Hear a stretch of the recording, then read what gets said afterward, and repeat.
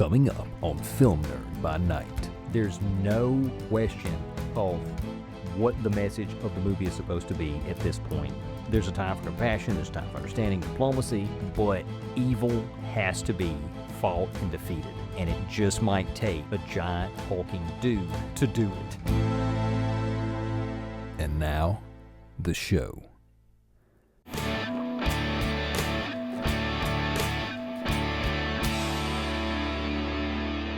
Oh no, it's his underwear. All right, folks, I'm Cole Powell, musician by day, film nerd by night.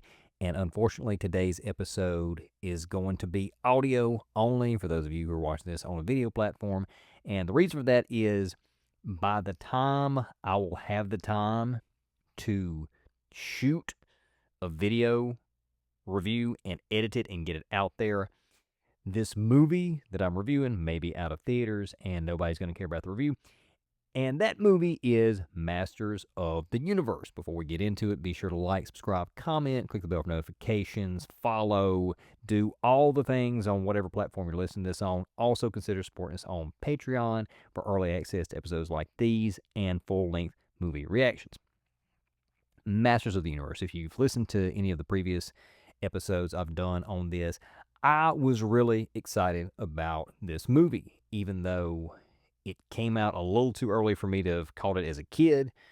I was always fascinated by the idea of He-Man, Master of the Universe. I had some hand-me-down action figures and stuff, and whenever I was an adult, started having my own kids, I bought the DVDs and watched the original series, and it was really fun. Of course, though, it's hard to really enjoy it as a 20-something in the 2010s when it was made for kids in the 1980s. I'm sure if I'd have been a kid in the 80s watching this, I would have been just mesmerized by it. And even my kids now, my son was watching it just the other day, and he's locked in. This thing is just as serious as a heart attack for him. But I missed that boat. Still, I enjoyed it, and I get why Masters of the Universe, why He-Man was such a cultural, iconic phenomenon. The trailer for the new movie looked great. It looked like a throwback to the 2000s, 2010s sci-fi fantasy action genre, and I love that genre. I'm thinking early MCU pictures. I think that's one of the best runs of comic book movies ever, at Phase 1 and Phase 2 of the MCU. So I was stoked. I went to see Masters of the Universe opening weekend, and the short version is it was good, and I enjoyed it. I did have some quibbles with it. It wasn't as good as I was hoping for, as I thought it might be based on the trailer. It did have the vibe of those early 2010s big budget sci-fi fantasy type movies, but it wasn't in the same league as the upper echelon of that type of movie. If this movie had been released as is in 2011, we'd be looking back on it and saying, hey, Masters of the Universe, remember that movie? That was a really, really good example of that really good type of action, big budget, speculative fiction movie. Releasing it in 2026, though, it just seems more like of an emulation of those films, and it's just not as good as the best of those type of movies. And I think probably the main reason that it doesn't get up to that level is the filmmaker's approach to the source material. Most of the best nerd IP adaptations, I'm talking like comic book movies or fantasy novels, they start with a particular premise, and that premise is, if this fantastic story, character, world existed in reality, how would that actually work? What would that look like? And this is the approach that yielded some of the great comic book superhero movies of the 2000s. I'm thinking X-Men, I'm thinking Spider-Man, Sam Raimi Spider-Man, I'm thinking the Dark Knight trilogy.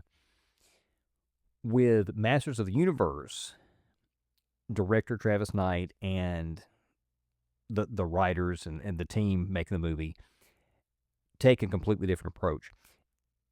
It seems like what instead of asking that question, they start out with the premise, well, since this stuff in this 80s cartoon that was supposed to be serious and that kids took seriously at the time would actually be ridiculous in a modern live action adaptation, let's not shy away from it. Let's just include all of that and call attention to it and employ it as the thrust of the film's humor because it's so absurd.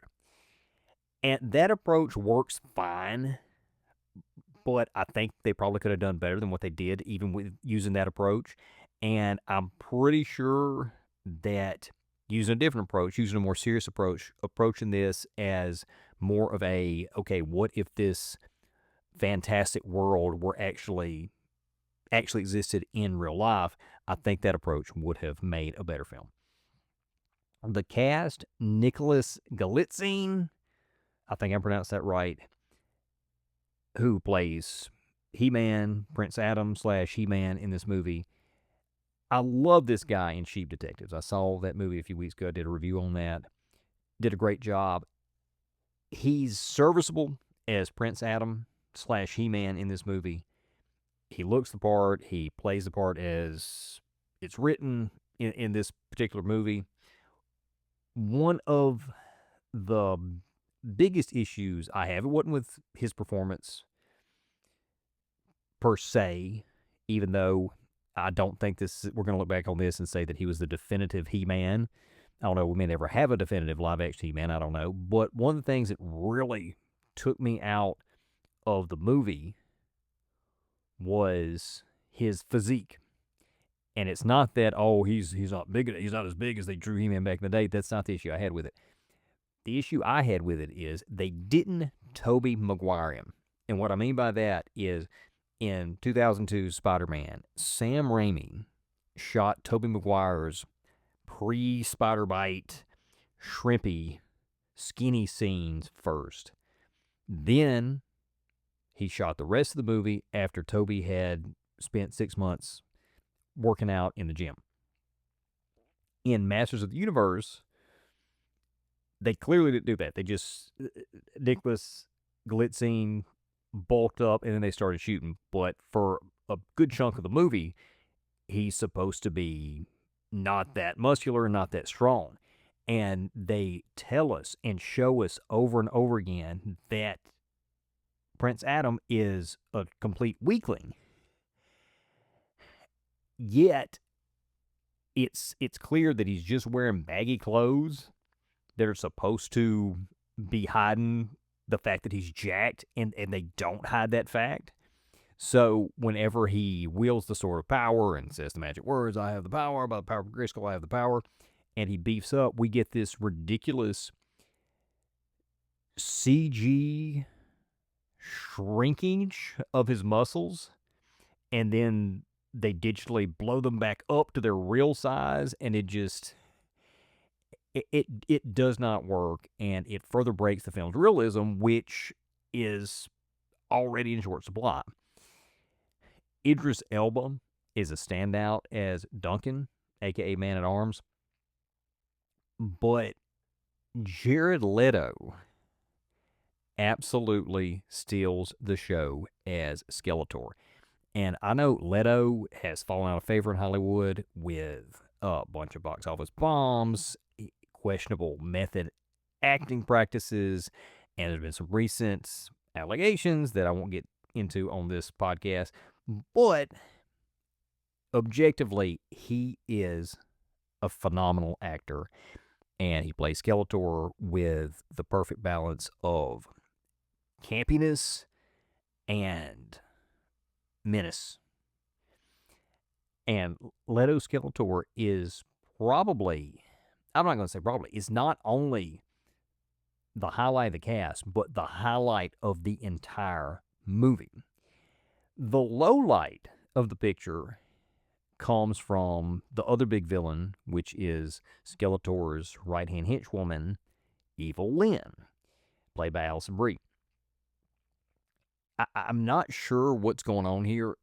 The rest of the cast is playing the absurdity of their characters and some of the plot points and things going on totally straight. They're playing it straight. Allison Brie is playing the absurdity of Evil Lynn absurdly. And I don't know whether that's her choice or how she was directed by Travis Knight or was a collaborative effort or what. But it's just tonally incongruent with the entire rest of the film. And it stands out for all the wrong reasons. It'll use the old cliche, sticks out like a sore thumb. And Evil Lynn, to me, is just the absolute worst element of the movie. Now, again, I really enjoyed it. I liked it. But by the time we got to the climax, I was prepared to give the movie about a 6 out of 10, which is really low coming from me for a movie like this. And the reason that I was rating it so low was I wasn't sure what the film's messaging was by this point in the movie. The premise of He-Man, if you boil it down, get rid of the specifics, the basic premise of He-Man is a big hulking dude saves the day with his fists and weaponry. That's it. If you strip that element, the character is no longer He-Man. Well, the opening sequence of the movie, and I'm getting into major spoiler territory here. I should have said that at the top of the thing. I'll have it in the title. I hope I remember to put major spoilers in the title here. Opening sequence, we're introduced to 10-year-old Prince Adam. He's in a combat training session, and he fails spectacularly. His father, King Randor, gets ticked off, and he's reprimanding him, berating him, and he's essentially telling him, quit being a sissy and toughen up, paraphrasing here. And the framing of this seems clear of what the filmmakers are going for. The dad, King Randor, is representing masculine strength, and that is, buzzword here, toxic. And it immediately soured my taste of the film in that opening sequence, because in that moment, I thought they were set up to subvert the source material, that basic premise of the big hulking dude saving the world. And my guess at that point was they were going to end this movie with He-Man, or maybe even another character entirely, maybe not even He-Man, figuring out a way to defeat Skeletor by means other than violence. Then, the next sequence starts lampooning sensitivity culture. And it shows Prince Adam, who's now an adult, he's on Earth, going through this unfulfilling career as a modern American corporate HR rep. And this framing also seems clear. It seems like they're saying today's non-confrontational conflict resolution milieu is stupid. So, which should we be rooting for in the movie? Are we supposed to be rooting for traditional masculinity or modern empathizing? And the film just goes, basically the entirety of the next 2 hours just oscillating between these two things. And it was unclear what the filmmakers were trying, what message the filmmakers were trying to get across here. So some examples here we get when Adam gets back to Eternia. There's some line where he says that he doesn't believe that Skeletor is simply evil, that there's got to be some deeper motivation. And it seemed like they were setting up for this misunderstood villain trope that I've talked about before that I think is a bad thing. And Tila says, no, you don't understand, he is just evil. But He-Man's like, no, it's got to be something else.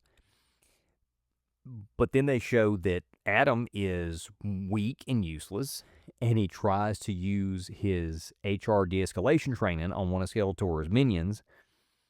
and that almost cost him his life. It's Trapjaw. If you're a big Masters of the Universe fan, you know who that is. And he almost kills Prince Adam. Well, then Adam gets the sword, and he hulks out. He-Man's out. And he immediately starts just wiping out the bad guys, which is great. I'm like, yeah, this is what we want to see in a He-Man movie. This is what that character is supposed to be. But then you see that he's still got psychological problems and his self-esteem issues, and that you can see that it's supposed to be stemming from mean old dad's emphasis on being a man. So it's oscillating once again. What message are we supposed to get here? Is it good to be a man and take care of business with brute force, or is it not? And then Duncan explains to Adam, like, you don't understand why there was such an emphasis, why there is such an emphasis on being a strong man. It's because good men need the strength to protect their families, and that's why they pursue strength. That's why they emphasize strength, because that's their role, is supposed to protect families. I'm like, absolutely, I agree with that. But then immediately after that conversation, Adam's like, okay, well, I'm going to just go use my power to rescue my parents, my family, from Skeletor. And then Tila steps in, and it's the way it's framed, it's like we're supposed to be on Tila's side here, and she says, you sound like my dad, negatively, deriding He-Man for that, and basically calls him, he's being a big dumb brute going off to do this. And He-Man ignores her, and it's clear we're supposed to think that this isn't a wise thing. He shouldn't be going to do this. He shouldn't be going to save his parents from Skeletor like this. And sure enough, when he gets to Skeletor's lair, and he fights all his minions, beats all the minions, he ends up using his power and accidentally, it's a big spoiler here, kills his father, King Randor. And at that moment, I thought, okay, this is it. This is where they're going. This is where we see that if you wield your manhood, if you wield your masculine strength, you're going to be destructive, and this is the kind of thing that happens. But then, as his dad lays dying, he explains to He-Man that the reason he was so hard on him when he was a kid is that he loved him so much, and Adam was so puny that his dad thought that the harsh, evil world was gonna destroy him soon if he didn't get tough. So the king thought the only way he could prevent this from happening was to try to get to his son, toughen his son up as quickly as possible, and get him stronger.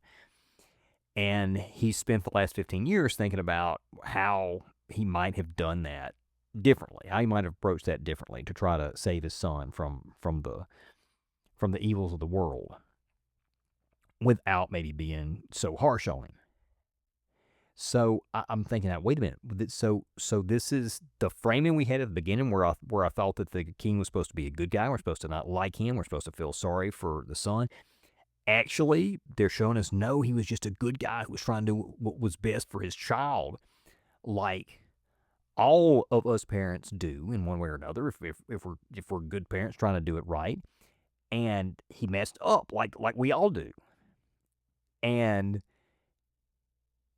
that being the message is certainly the message in that scene. I don't know any other way you can take it. I realize that this movie really is subversive, but not in the way that I thought it was going to be at the beginning.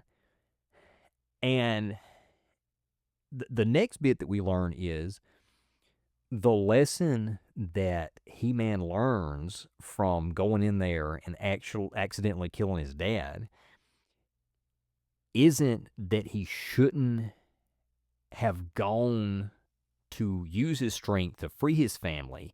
It's that he shouldn't have been arrogant about his power and foolishly rushed in there to fight Skeletor alone with no plan.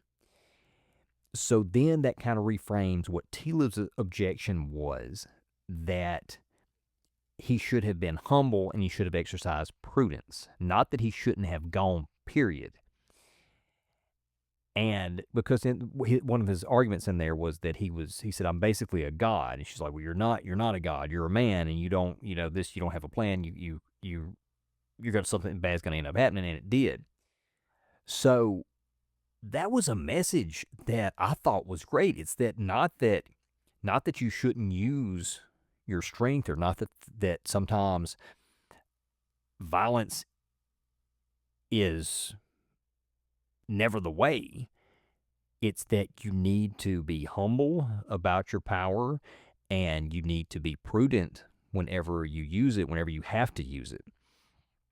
So He-Man learns this lesson, and he decides he's not going to repeat this mistake. So we finally get to see the part of his HR training that is useful, and that is team building exercises. And he uses this to rally the Warriors of Eternia into his own personal army to go storm the castle against Skeletor and his forces.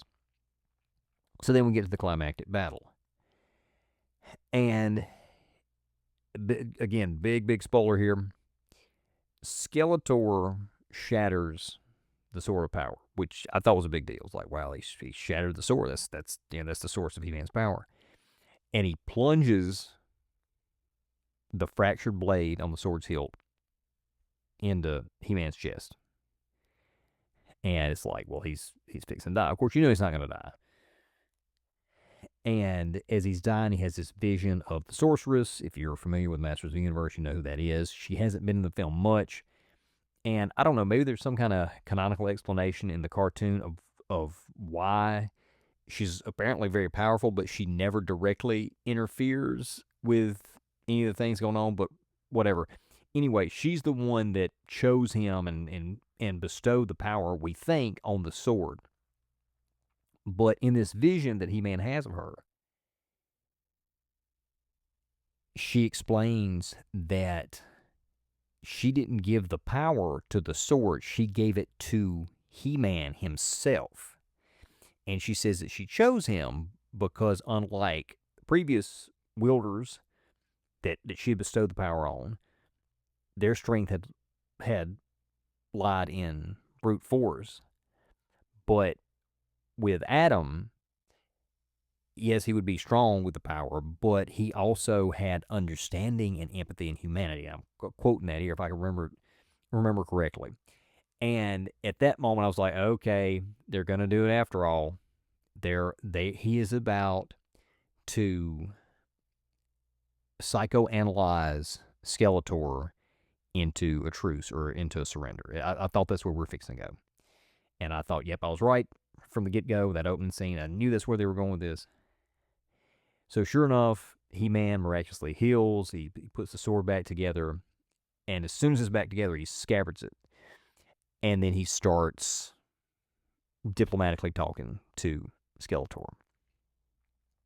And he says that he knows there's something driving his thirst for power. And it might be childhood. He doesn't know what, but it might be childhood trauma.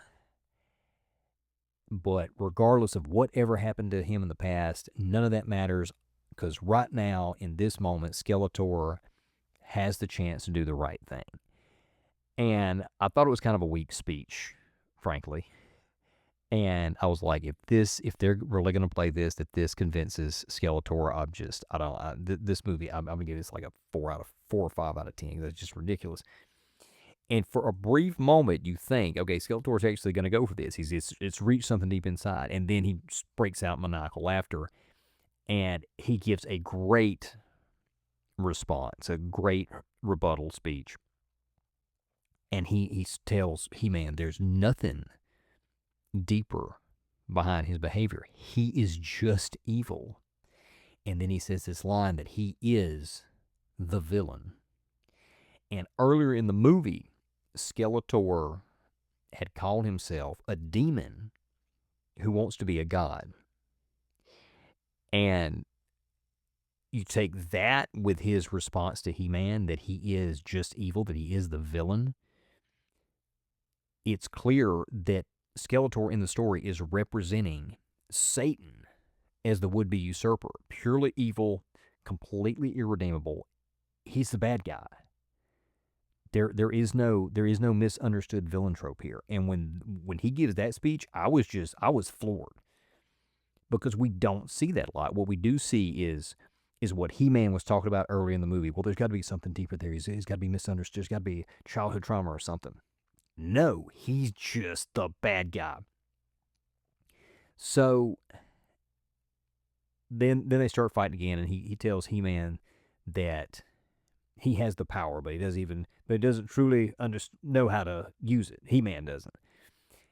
And He-Man's eyes start glowing yellow, and this is juxtaposing with Skeletor's classic fiery red eyes. And He-Man reveals a secret. He says, I know how to use it. I would just prefer not to.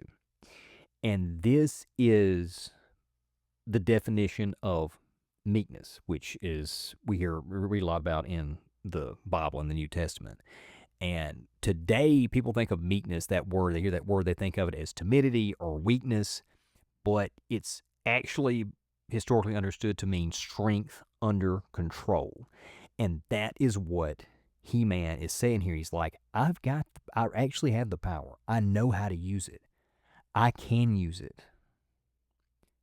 I'd rather not, though. I'd rather we were able to work differences out without having to use this. But you know what? I've exhausted all options, and now I'm going to use the power. And that control, that strength under control, it also means control. A lot of people think control means you never use something or you never let something out. And that's not always the case. Sometimes it means you just hold it in until it's necessary to let it out. And that's what He-Man does here. And the rest of the battle is just a one-sided smackdown. He-Man mercilessly beating Skeletor, and then he, big spoiler here, incinerates his body and leaves nothing behind but the skull. And the people of Eternia rejoice. There's no question of what the message of the movie is supposed to be at this point. There's a time for compassion, there's a time for understanding, diplomacy, but evil can't be negotiated with. It has to be fought and defeated. And it just might take a giant hulking dude to do it. And it's funny, since this was a mainstream Hollywood production, fairly, I know it's Amazon MGM, which is a little bit they're not one of the majors, but for all intents and purposes, it's a mainstream Hollywood production. And because it did seem to be oscillating with its messaging, I'm not 100% sure if the filmmakers really intended or realized the full implications of the message that they landed on. I wonder, were they consciously attempting to steelman both sides of the debate about, oh, you should be strong and fight, or actually you should avoid conflict at all costs and you should be conciliatory. I don't know if they were doing that intentionally, or maybe they thought they landed a little bit more softly than they did. Maybe they thought they landed a little bit more on the side of the compassion and the diplomacy than they did in the movie. At best, I don't think they realized that they only gave lip service to that view, the conciliatory view. We never saw an example of it in the film work. The only thing we saw work in the film was force. So I'm just not sure if they realized that undercut the message they were going for. I don't know. Regardless, as a man, I'm a husband, I'm a father, I try to be as strong as I can for my family. I've had medical issues that have prevented me from doing that, and it's been, a burden to bear that I don't really talk about. I don't really like talking about, but I'll mention it here since it's relevant to this. And as that guy, I absolutely appreciated this message that not only refused to demonize normal masculine traits, normal manhood, but promoted what positive results can come when that strength is controlled and properly directed in the service of home and family. And I hope and pray that when the demon comes, that I will have the strength to knock its skull head squarely in the jaw, just like He-Man. So, yeah, really enjoyed the movie. I meet with that when we got to that point with the climax with all this messaging and they went full on. Okay, this guy is a hero and he's a big strong man. He's going to win the day by being a big strong man. That immediately took it up from a 6 to a 7 for me, and I would say that as objective quality and enjoyment, 7 on both counts. I usually rate those two things, objective quality and personal enjoyment. And on the personal enjoyment, the more I think about the movie, the more I might bump up the personal enjoyment rating to like 7.5 or 8. But I will say this. I am not interested in a sequel as much as I enjoyed it. And it's partially because it was not an upper echelon film like I talked about earlier. And it doesn't really warrant excitement for a sequel because it's not up to that level. But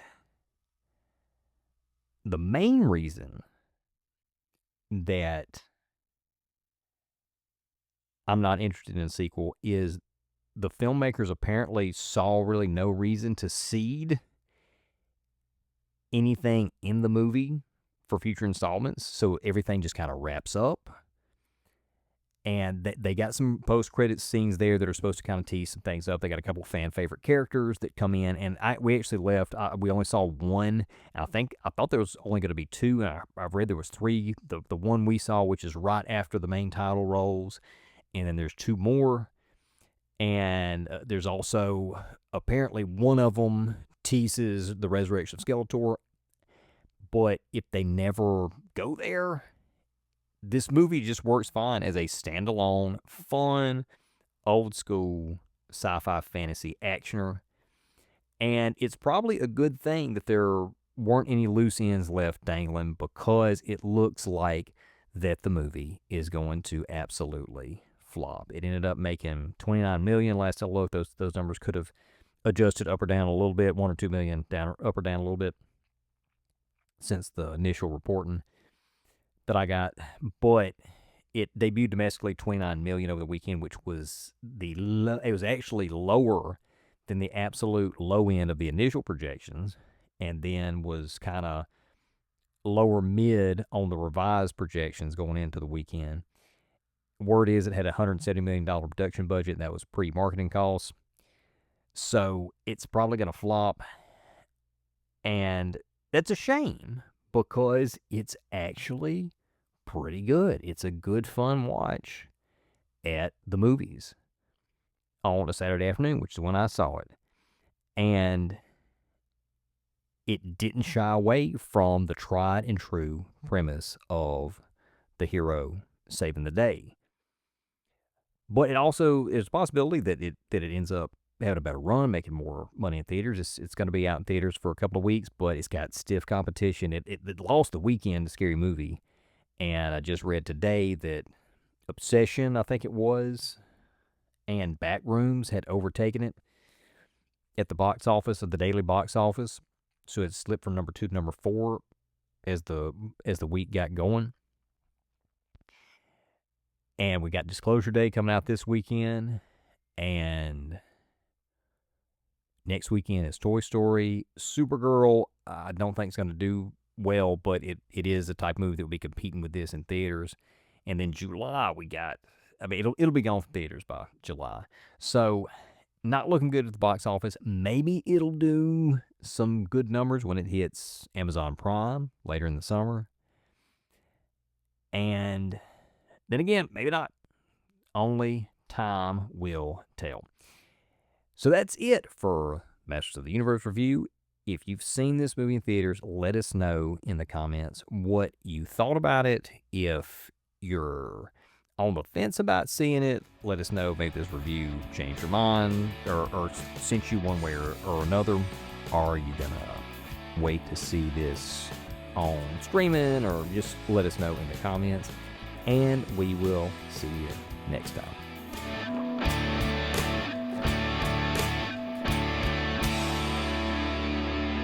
Film Nerd by Night, created and hosted by Cole Powell.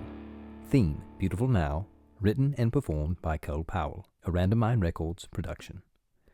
Section 107 of U.S. copyright law allows for the fair use of copyrighted material for purposes such as criticism, comment, news reporting, teaching, parody, or research.